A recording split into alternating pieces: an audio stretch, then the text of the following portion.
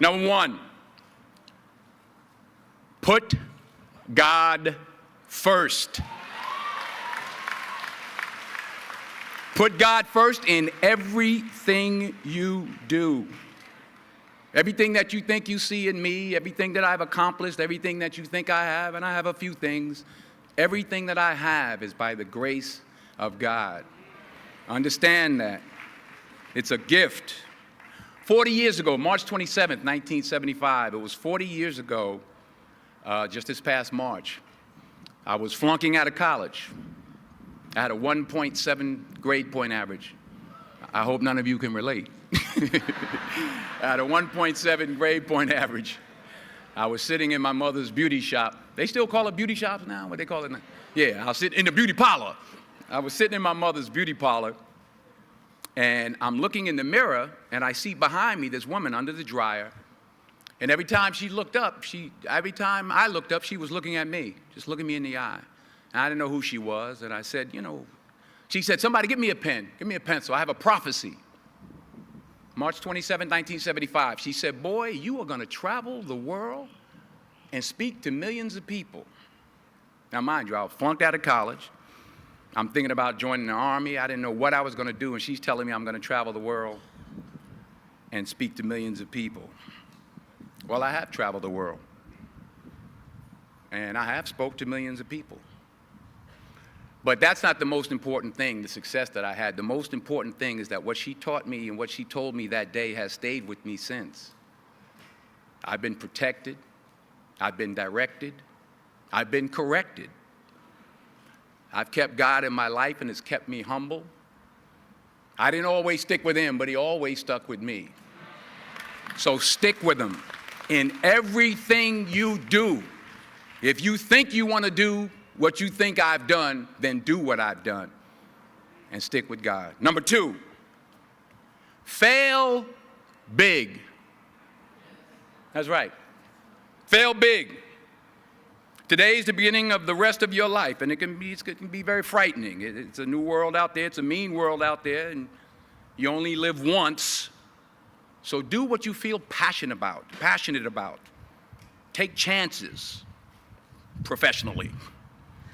Don't be afraid to fail. There's an old IQ test, was 9 dots, and you had to draw 5 lines with a pencil within these 9 dots without lifting the pencil.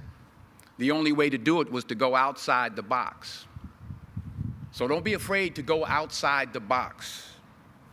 Don't be afraid to think outside the box. Don't be afraid to fail big, to dream big. But remember, dreams without goals are just dreams, and they ultimately fuel disappointment. So have dreams, but have goals. Life goals, yearly goals, monthly goals, daily goals. I try to give myself a goal every day. Sometimes it's just to not curse somebody out. Simple goals, but have goals. And understand that to achieve these goals, you must apply discipline and consistency. In order to achieve your goals, you must apply discipline, which you have already done, and consistency every day, not just on Tuesday and miss a few days. You have to work at it every day. You have to plan every day. You've heard the saying, we don't plan to fail, we fail to plan. Hard work works. Working really hard is what successful people do. And in this text, tweet, twerk world that you've grown up in, remember, just because you're doing a lot more doesn't mean you're getting a lot more done. Remember that. Just because you're doing a lot more doesn't mean you're getting a lot more done. Don't confuse movement with progress. My mother told me, she said, yeah, because you can run in place all the time and never get anywhere. So continue to strive, continue to have goals, continue to progress. Number 3, you'll never see a U-Haul behind a hearse. I'll say it again. You'll never see a U-Haul behind a hearse. I don't care how much money you make, you can't take it with you. The Egyptians tried it. They got robbed. That's all they got. You can't take it with you. And it's not how much you have. It's what you do with what you have. We all have different talents. Some of you will be doctors, some lawyers, some scientists, some educators, some nurses, some teachers. Yeah, okay. Some preachers. The most selfish thing you can do in this world is help someone else.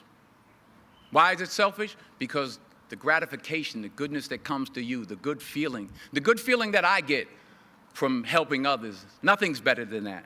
Well, one or two things, but nothing's better than that. Not jewelry, not big house I have, not the cars, but it's the joy. That's where the joy is, in helping others. That's where the success is, in helping others. Finally, I pray that you put your slippers way under the bed tonight, so that when you wake up in the morning, you have to get on your knees to reach them. And while you're down there, say thank you for grace. Thank you for mercy. Thank you for understanding. Thank you for wisdom. Thank you for parents. Thank you for love. Thank you for kindness. Thank you for humility. Thank you for peace. Thank you for prosperity. Say thank you in advance for what's already yours. It's how I live my life. That's why I am, one of the reasons why I am today. Say thank you in advance for what is already yours. True desire in the heart for anything good is God's proof to you, sent beforehand to indicate that it's yours already. I'll say it again. True desire in the heart, that itch that you have, whatever it is you want to do, that thing that you want to do to help others and to grow and to make money, that desire, that itch, that's God's proof to you, sent beforehand already to indicate that it's yours. And anything you want good, you can have. So claim it. Work hard to get it. When you get it, reach back. Pull someone else up. Each one, teach one. Don't just aspire to make a living. Aspire to make a difference.